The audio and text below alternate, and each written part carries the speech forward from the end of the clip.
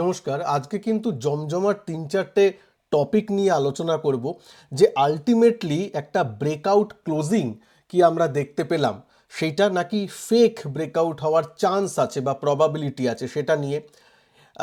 Data একটা জায়গায় খুব একটু খারাপ লাগছে, একটু খচখচ করছে, সেটা নিয়ে আলোচনা করব। ২ নম্বর পয়েন্ট, এখনও যারা বসে আছেন, কয়েকজন বসে আছেন যে ২০,০০০ কবে আসবে, কারণ ২০,০০০-এ তো এলে আমি ইনভেস্ট করব এরকম ভেবেছিলাম, এরকম অনেকজন আছেন। তো তাদের কি মানে আশা আর হবে না, নাকি ২০,০০০-এ আর আসার কোনো চান্স নেই, সেটা নিয়ে আলোচনা করব। ৩ নম্বর, এইচডিবি মানে জানেন এইচডিএফসি ব্যাংকের যে এনবিএফসি আর্মটা আছে, তাদের আইপিও এখন ওপেন আছে, সেটা নিয়ে আমার মতামত অ্যানালিসিস জানাবো। জমজমাট ৩-৪টে টপিক নিয়ে আলোচনা করব, মন দিয়ে শুনবেন। ভিডিওটাকে ভালো লাগলে একটু লাইক করে দিন ভিডিওটা, চ্যানেলে নতুন হলে চ্যানেলকে সাবস্ক্রাইব করে বেল আইকনটা অবশ্যই প্রেস করে দেবেন। তো চলুন শুরু করি। দেখুন, প্রথমে এই প্রশ্নের উত্তর দিই যে আজকে কেমন ক্লোজিং হলো। আপনাদের সামনে এই দুটো লাইন আমি মনে হয় বিগত ১ মাস ১.৫ মাস থেকে টেনে রেখেছি। তার মানে কি, কোনো রকম আমার ধারণা আপনাদের উপর চাপিয়ে দিইনি। অনেকে বিভিন্ন জায়গায় দেখবেন হয়তো তারা বলে যে হ্যাঁ আমার মনে হচ্ছে যেন ওই বাজার এই ১ সপ্তাহে বা নেক্সট মাসে উপরে চলে যাবে বা নেক্সট মাসে নিচে চলে যাবে, এক্সেট্রা এক্সট্রা। ওই দেখুন, মনে হওয়া নিয়ে না আসল ট্রেডিংটা হয় না। হ্যাঁ, ট্রেডিং করতে গেলে আপনার সামনে মার্কেট কি করছে সেটা জানতে হয়। আপনি কি ভাবলেন না ভাবলেন, মার্কেট তার কোনো পাত্তা দেয় না। আপনি যেটা ভাবছেন সেটা দিয়ে কি পয়সা রোজগার করতে পারছেন, তার উপর মেন জিনিস। ঠিক আছে? তো দেখুন, তার জন্য আমি কিন্তু টেকনিক্যাল অ্যানালিসিসের উপর জোর দিই, এবং তার জন্য যাতে আপনারাই আপনাদের ডিসিশন বা আপনারাই চার্টটা নিজে থেকে অ্যানালিসিস করতে পারেন, এই নয় যে কোনো ইউটিউবারের উপর ডিপেন্ডেন্ট থাকেন, সেটা আমার চ্যানেল হলেও। তার জন্যই কিন্তু আমি জাস্ট আপনাদের এই কনসলিডেশন জোনটা মার্ক করে দিয়েছিলাম। এবং কনসলিডেশন জোনটা মার্ক কেন, যেহেতু এর আগের যে রেজিস্ট্যান্স ভাঙলে সেটাই সাপোর্ট হয়ে যায়, সুতরাং সেটা লোয়ার বাউন্ড হিসাবে। আর তারপর যখন আপার ব্যান্ড একটা করে দিয়েছিল তখন এইটাও টেনে নিয়েছিলাম। তো এবার দেখুন, মোটামুটি যদি দেখেন আপনি ২৫,০০০ উপরে, ২৫,০০০ থেকে ২৫,০৫০, ২৫,১০০, এই একটা আপার ব্যান্ডটা ছিল। আজকে কিন্তু ক্লোজিং বেসিসে কিন্তু সব থেকে হাইয়েস্ট ক্লোজিং দিল এই ১.৫-২ মাসের মধ্যে। ১.৫-২ মাস বলছি কেন, যদি এই ক্লোজিংটা দেখেন, এই ক্লোজিংটা লাস্ট এর উপর, এই দাগের উপর ক্লোজিং এসেছিল এইখানে, যেটা হচ্ছে অক্টোবর ২০২৪। অক্টোবর ২০২৪-এর পরে এই প্রথম ওই লেভেলের উপরে গিয়ে ক্লোজিং দিল, যেটা কিন্তু যথেষ্ট ভালো। ২৬,০০০ আর এইটুকুনি বাকি। যদি ২৬,০০০ দেখেন, কি আর বলবো, পার্সেন্টেজ টার্মসে তো আর ২৬,০০০ হতে তো আর ২-৩%, ৩%, তাই না? যাই হোক, ৩% এমন কিছু নয়। এবার এই দিকে আসি যে এই ব্রেকআউটটা, যে ব্রেকআউট দিয়ে ক্লোজিং দিয়েছে, হ্যাঁ ক্লোজিং বেসিসে দারুণ বন্ধ দিয়েছে। হ্যাঁ, গতকালের যে ইন্ট্রাডে হাই সেটার উপরে বন্ধ দিতে পারিনি, মানে ২৪,৩০০টা ক্রস করেনি, কিন্তু ক্লোজিং বেসিসে তো আজকে হাইয়েস্ট ক্লোজিং দিয়েছে, এটা একটু মনে রাখতে হবে। চট করে আপনাদের কয়েকটা জিনিস দেখিয়ে নেব, তারপর আমি আবার মার্কেটে আসবো, যেটা ফেক না ফলস ব্রেকআউট কি হওয়ার কতটা চান্স আছে সেটা নিয়ে। দেখুন, ১ মাস আগের ভিডিওগুলো লক্ষ্য করুন, বাজারে দারুণ ব্রেকআউট, কেন আমি ফুললি ইনভেস্টেড হতে চলেছি। দেখতে পাচ্ছেন এই ভিডিওটা, ফুললি ইনভেস্টেড। আমি বলেছি আমি ধরুন ২২,০০০, ২৩,০০০, ২৪,০০০ এইসব লেভেলেও করেছি। তারপর লাস্ট যে ইনস্টলমেন্টটা টপ আপের, এসআইপি তো চলবেই, কিন্তু লাস্ট যে টপ আপের ইনভেস্টমেন্টটা আমি করতে চলেছিলাম, সেটা আমি করেছিলাম এই সময় ১ মাস আগের ভিডিও। সে তখন মনে হয় ২৪,৩০০ চলছিল। অনেকে ওই ভিডিওর নিচে কমেন্টও করেছিলেন, এখন করে ভুল করলেন, ২০,০০০ আসতে পারতো। ঠিক আছে, আসতে পারতো, আমি তাও বলেছিলাম হ্যাঁ আপনার মতামত দিতেই পারেন, এলে আমি আবার একটু ইনভেস্ট নয় করব। কিন্তু যা মনে হচ্ছে, আমরা তো একদম বটম ধরতে পারি না, তাই বিভিন্ন লেভেলে ইনভেস্ট করি। ২৩,০০০-এও আমি ইনভেস্ট করেছি, ২৩,৫০০তেও করেছি, ২৪,০০০, ২৪,৩০০তেও করেছি। এখন তার ফলটা পাচ্ছি, যেহেতু আমার ১৫ বছর ২০ বছর এরকম নজরিয়া। এই নয় যে আমি ১ বছরের জন্য বা ২ বছরের জন্য ইনভেস্ট করছি, যেখানে ২৩,০০০-এ করছি না ২৪,০০০-এ করছি সেটা ম্যাটার করে যায়। কিন্তু যেখানে ২০ বছরের নজরিয়া থাকে, সেখানে ওই ১,০০০ পয়েন্ট মানে নিফটির ৪%, তা অতটা ম্যাটার করে না। যদি হ্যাঁ, এবার যতটা নিচে পাওয়া যায় বা যতটা নিচে অ্যাভারেজ করা যায় সেটা ভালো, দ্যাটস ইট। তবে প্রত্যেকটা লেভেলেই ইনভেস্ট করলে মোটামুটি ঠিকই আছে। এই জন্য আমি বারবার বলতাম ওই সময়, মনে করে দেখুন, যদি আপনার কাছে 1 লাখ টাকা নিবেশযোগ্য থাকে টপ আপের মতো, 4 ভাগে ভাগ করে নিন টাকাটা, 25,000 করে করে প্রত্যেক লেভেলে একটু একটু করে ইনভেস্ট করুন। রাইট, এটা বারবার বলেছিলাম। যাই হোক, প্রত্যেকবার আপনাদের কিন্তু আমি কনফিডেন্স জুগিয়ে গেছি। দেখুন, যে এই যে যুদ্ধ বাড়তেই বাজার নিচে নামলো, চিন্তা না করার কিছু কারণ, শেয়ার বাজারে প্যানিক করবেন না। তখন ওই ইন্ডিয়া পাকিস্তান যুদ্ধের এই ব্যাপারগুলো চলছিল, সব সময় আমি আপনাদের কিন্তু এই 1 মাস মনে বল জুগিয়ে গেছি যে যতই হোক বাজারের টেকনিক্যাল চার্টে কিন্তু উইকনেস দেখাচ্ছে না। হ্যাঁ, যুদ্ধ হয়েছে, এই হয়েছে, সব দেখুন না কীরকমভাবে হয়েছে এই 1-1.5 মাসে। যুদ্ধ হয়েছে, ট্যারিফ হয়েছে, অনেক কিছু হয়েছে, কিন্তু বাজার উইকনেস দেখাচ্ছে না। আমি আপনি ভাবলে তো হবে না যে বাজার 18,000-এ আসছে, বাজার কি ভাবছে নিজে, সেটা ইম্পর্টেন্ট। যাই হোক, আজকে সেই অনুযায়ী কিন্তু ব্রেকআউট দিল। এবার আসি যে ব্রেকআউটটা টিকবে কিনা। দেখুন, প্রথম কথা হচ্ছে, আবার যদি ব্রেকআউটটা ফেলিয়ারের ব্যাপার হয়, সেটা তাহলে 25,000-এর নিচে ক্লোজিং দিলে আবার এই জোনটার মধ্যেও ঢুকে যাবে আমি বলবো। তবে সেটা কিন্তু প্রবাবিলিটিটা খুব কম। কালকের দিনটা নেবেন না, কালকে যে আসছে, কারণ কাল হচ্ছে মান্থলি এক্সপায়ারিতে যা কিছু হতে পারে। ওই একটা দিন বেনিফিট অফ ডাউট ছেড়ে দেবেন, তারপরের দিনগুলো দেখবেন। যতক্ষণ না এখন 25,000 নিচে ক্লোজিং দিচ্ছে, ততক্ষণ পর্যন্ত এই ব্রেকআউটটা ফেক ব্রেকআউট হবে না বলেই মনে হচ্ছে। Probability is high. এবার মার্কেটে তো সব কিছুই হতে পারে, যতক্ষণ 25,000-এর উপরে আছে ঠিক আছে। এখন নতুন করে যদি স্ট্রং সাপোর্ট বলেন, সেটা 24,800। কেন? যখন মানে আমি গত ভিডিওতেও বলেছিলাম, আমেরিকা যেদিন বোম মেরেছিল ইরানে, সেদিনও কিন্তু যে লো করেছিল মোটামুটি 24,800-এর কাছাকাছি। সুতরাং ওইটা এখন একটু স্ট্রং সাপোর্ট, আর 25,000 তো অবশ্যই আছে। এইবার আসবো আপনাদের যে একটা ডেটা কিন্তু খুব খারাপ লাগছে, তারপর আমি মেন প্রশ্নে আসবো যে 20,000-এ যারা ভাবছিলেন তাদের জন্য কি শেষ আশা এখনও আছে সেটাতে। যে একটা ডেটা একটু খচখচ করছে, সেটা হচ্ছে আজকেও কিন্তু এফআইআইদের সেলিং ফিগার এসেছে ক্যাশ মার্কেটে। আমি জানেন পার্সোনালি ক্যাশ মার্কেটটা একটু বেশি ফলো করি। ক্যাশ মার্কেটে কিন্তু আজকেও তারা 2,400 কোটি টাকার মতো নেট সেল করেছে। ডিআইআইরা যথারীতি বাইং করেছে, ঠিক আছে, সেটা তো ওরা করছেই, কিন্তু এফআইআইদের সেলিং ফিগার আছে। এটার দেখুন একটু ভালো দিক খারাপ দিক দুটো হিসাবেই দেখতে পারেন। খারাপ দিক কি? হ্যাঁ, যারা বিয়ার সাইডে আছেন, যারা বিয়ারিশ মেন্টালিটির আছেন, তাদের জন্য একটু ভালো খবর যে হ্যাঁ দেখো, স্মার্ট মানিরা, মানে এই ডিআইআইরাও স্মার্ট মানি, কিন্তু one of the smart money এফআইআইরাও দেখো, তারা তো এখনও তেমন হারে বাই করছে না। সুতরাং সেটা তো একটা ভালো দিক, আমরা তো শর্ট করতেই পারি, এক্সেট্রা এক্সেট্রা। আবার বুলসদের পক্ষে আবার ভালো একটা দিক আছে যে ওরা বাইং করছে না, এফআইআইরা বাই করছে না, তাতেই বাজার 25,250।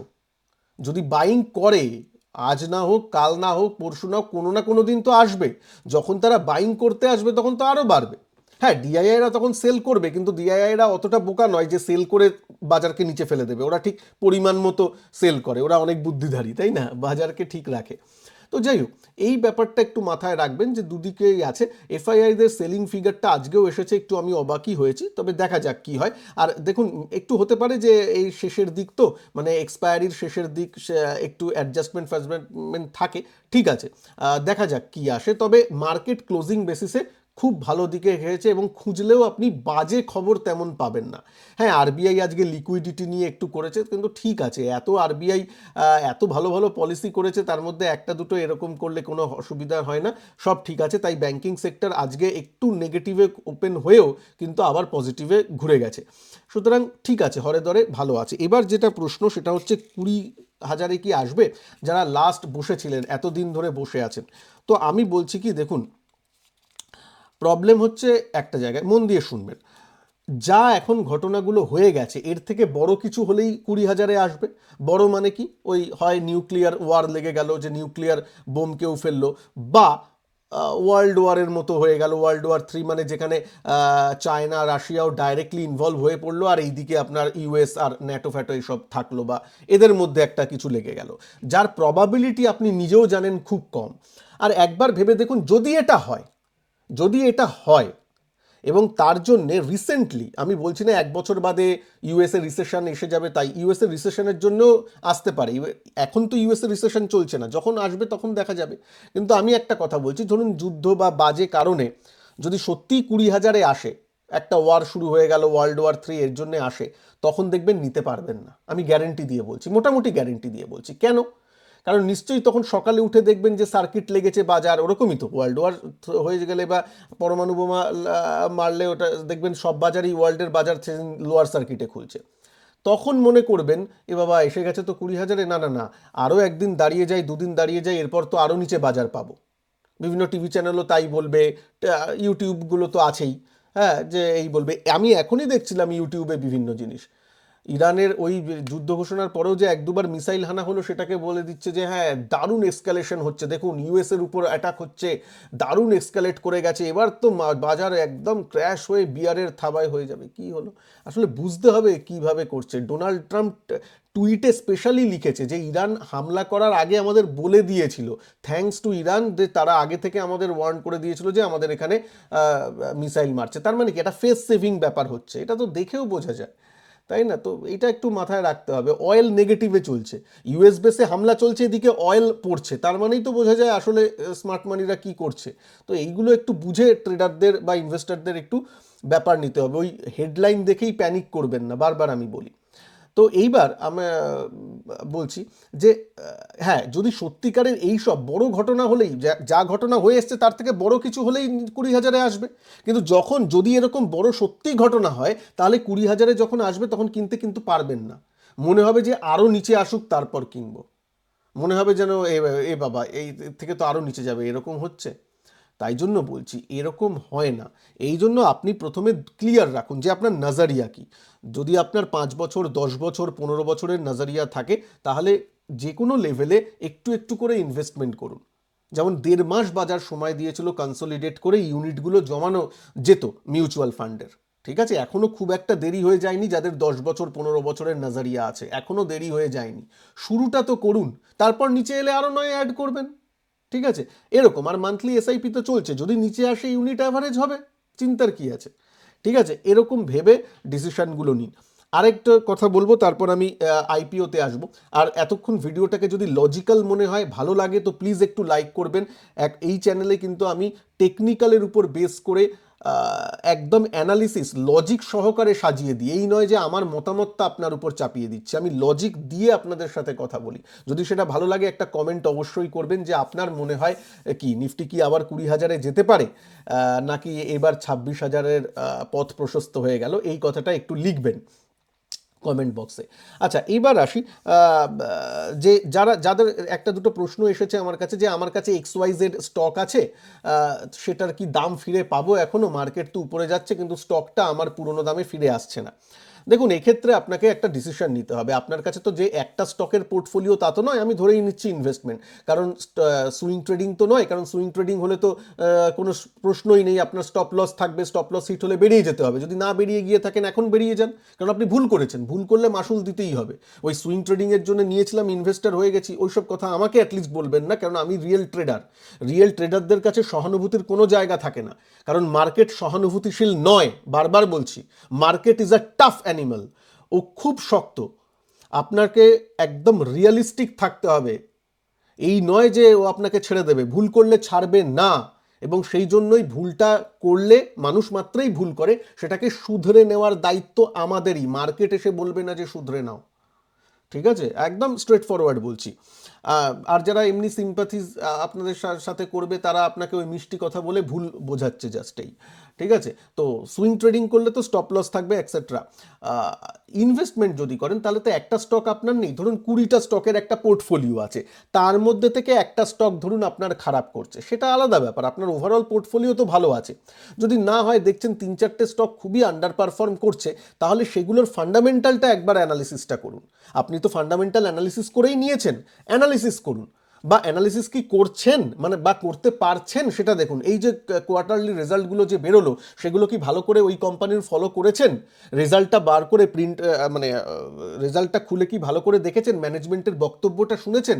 যদি বলেন না সঞ্জয়, অত তো সময় নেই, আমি জাস্ট ইউটিউবে বা টিভিতে নিয়ে নিয়েছি, অত ম্যানেজমেন্টের কি বললো, ওদের রেজাল্ট কি হলো, অতগুলো আমি ভালোভাবে দেখিনি, তাহলে বলবো মশাই পোর্টফোলিও না করে প্রফেশনালের হাতে ছেড়ে দিন, মানে মিউচুয়াল ফান্ডের মাধ্যমে ইনভেস্টমেন্টটা করুন। আপনার যখন সময় নেই, তাহলে সেই জিনিসটা করবেন না, সোজা কথা। সোজা কথা। তাহলে মিউচুয়াল ফান্ডের মাধ্যমে করুন না, মিউচুয়াল ফান্ডে একটু করুন, নিচে নিচে বাজার নিচে এলে একটু টাইমিং করুন, একটু ইনভেস্ট করুন, তাতে রিইনভেস্ট যাকে বলে, বা টপ আপ একটু করুন, তাতে দেখবেন নর্মাল আপনার যা ইনকাম তার থেকে 1-2% বেশি আপনার রিটার্ন জেনারেট হচ্ছে। আর লং টার্মে ওই 1-2% গ্যাপ না অনেক বড় গ্যাপ তৈরি করে দেয়, অনেক বড় লাস্ট ম্যাচুরিটি অ্যামাউন্টটা করে দেয়। সুতরাং একটু মাথায় রাখবেন এইভাবে। আর যদি ডাইরেক্ট স্টকে ইনভেস্ট করেন অ্যাটলিস্ট পোর্টফোলিও করে, তাহলে প্লিজ ফান্ডামেন্টাল অ্যানালিসিসটা আবার করুন, দেখুন স্টকটা ভালো কিনা।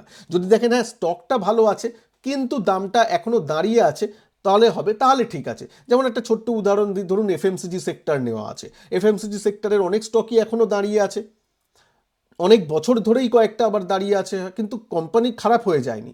সেগুলো যদি ওয়ান অফ দ্য পোর্টফোলিওর অংশ হয়, আপনার পোর্টফোলিওতে তো পুরোটাই এফএমসিজি সেক্টর থাকবে না, এফএমসিজি ধরুন একটা দুটো স্টক আছে, তারা যদি আপাতত দাঁড়িয়ে থাকে ঠিক আছে, লেট ইট বি। তাদের বিজনেসটা কি খারাপ হয়েছে? অ্যান্সার যদি হয় না, নর্মাল সেক্টরটাও দাঁড়িয়ে আছে তাই সে দাঁড়িয়ে আছে, তাহলে ঠিক আছে, তাকে সময় দিন। কিন্তু যদি দেখেন যে না কোম্পানিটাই খারাপ হয়ে গেছে, বিজনেসটা তেমন আর দেখতে পাচ্ছি না, রেজাল্ট দেখতে পাচ্ছি না, ভালো ম্যানেজমেন্টের কথায় সেই কনফিডেন্স দেখতে পাচ্ছি না, ম্যানেজমেন্ট অনেক প্রমোটার নিজেরাই নিজেদের কোম্পানির শেয়ার বিক্রি করছে, নিজেদের প্রমোটার হোল্ডিং কমাচ্ছে, এরকম যদি দেখেন ব্যাপারগুলো যাকে আমরা বলি ফান্ডামেন্টাল অ্যানালিসিস, ওটা করে যদি দেখেন খারাপ অবস্থা চলছে, তাহলে সেটা ঝেড়ে ফেলে দিতে হবে, ঝেড়ে ফেলে দিতে হবে, কোনো অসুবিধা নেই। কেন, পোর্টফোলিওটা তো 20টা স্টকের, তার মধ্যে একটা দুটো বের করে দেবেন, আবার ভালো স্টক তাতে ঢোকাবেন। এভাবেই তো নিয়ম, পোর্টফোলিওটাকে এভাবেই করতে হয়। পোর্টফোলিও 20টা স্টকের পোর্টফোলিও বা 30টা স্টকের বা 15টা স্টকের পোর্টফোলিও করবেন, আর 15টা স্টকই আপনার ভালো হবে, 20টা স্টকই আপনার ভালো হবে, তা তো হয় না। এটা কোনো বড় বড় ইনভেস্টারদেরও হয়নি। শ্রদ্ধেয় রাকেশ ঝুনঝুনওয়ালাজিরও যদি আপনি পোর্টফোলিও দেখেন, ওনার পোর্টফোলিও থেকে যদি আপনি টাইটান, লুপিন এইগুলোকে বাদ দিয়ে দেন, তাহলে ওনার পোর্টফোলিও দেখে আপনার মনেই হবে না যে এটা রাকেশ ঝুনঝুনওয়ালাজির পোর্টফোলিও, মনে হবে এটা এই বাবা এত বাজে পোর্টফোলিও। ওনারও পোর্টফোলিওতে দুটো তিনটেই স্টক ভালো করেছে, ইভেন বিজয় কেদিয়ার জিরো, উনিও বলেন যে আমার সেরা স্যানিটারি ওয়্যার এই কয়েকটা স্টক খুব দারুণ রিটার্ন দিয়ে গেছে। সুতরাং তাই হয়, সব স্টক আপনার ভালো পারফর্ম করবে না, যেগুলো করছে না এবং ফান্ডামেন্টাল অ্যানালিসিস করে দেখছেন যার উপর আপনার কনফিডেন্স নেই সেগুলোকে ঝেড়ে বার করে দিন, তার বদলে ভালো স্টকে অ্যালোকেশন বাড়ান বা ভালো স্টক অ্যাড করুন বা ভালো মিউচুয়াল ফান্ড অ্যাড করুন। এইভাবে পোর্টফোলিও রিব্যালেন্সিং বা রিচার্নিং কিন্তু করতে হয়। ঠিক আছে, এটা বড় বড় ফান্ড ম্যানেজাররাও মিউচুয়াল ফান্ড লেভেলে তারাও করে। আপনি যখন নিজের পোর্টফোলিও ম্যানেজ করছেন, নিজে করছেন, তো পোর্টফোলিও নিজে করছেন মানে নিজে তো করছেন, তাহলে নিজে নিজের ফান্ড ম্যানেজার হন, সেই জিনিসটা আপনাকেও করতে হবে। ঠিক আছে, যাই হোক, তো এইটা চলো এবার এইচডিবি আইপিও নিয়ে আসবো।